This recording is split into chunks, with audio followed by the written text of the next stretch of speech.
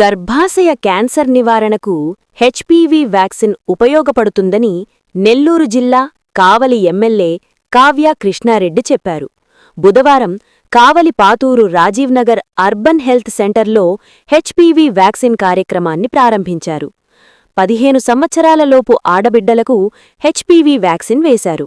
సందర్భంగా ఎమ్మెల్యే మాట్లాడుతూ కేంద్ర, రాష్ట్ర ప్రభుత్వాలు ఈ వ్యాక్సిన్ను ప్రవేశపెట్టారన్నారు. ఈ వ్యాక్సిన్ శరీరానికి రోగనిరోధక శక్తిని ఇచ్చి వైరస్ను ఆపుతుంది. ఇది క్యాన్సర్ను చికిత్స చేయదు, కానీ భవిష్యత్ ఇన్ఫెక్షన్లను నివారిస్తుందన్నారు. ప్రతి ఒక్కరూ బాధ్యతగా వ్యాక్సిన్ వేయించుకోవాలని కోరారు. 14 సంవత్సరాలు పూర్తయి 15 సంవత్సరాలు పూర్తి కాకముందే ఈ వ్యాక్సిన్ వేయించుకోవాలి. కాబట్టి ఇక్కడికి వచ్చినటువంటి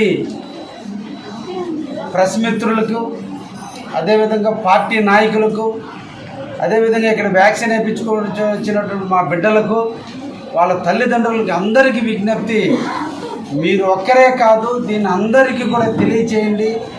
అన్ని పిహెచ్సిల్లో ఈ వ్యాక్సిన్ ఇవ్వడానికి సిద్ధంగా ఉన్నారు.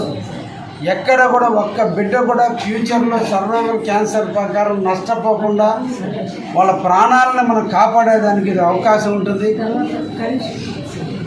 గర్భసంచి అనేది ఒక అంకురార్పణ, ఒక బిడ్డకి జీవితాన్ని ఇచ్చేటువంటి దాన్ని ఎంత జాగ్రత్తగా మనం చూసుకోవాలి. అటువంటి దానికి ఈరోజు వ్యాక్సిన్ తీసుకొచ్చిన సైంటిస్టులు అందరినీ కూడా మనం అభినందించాలి.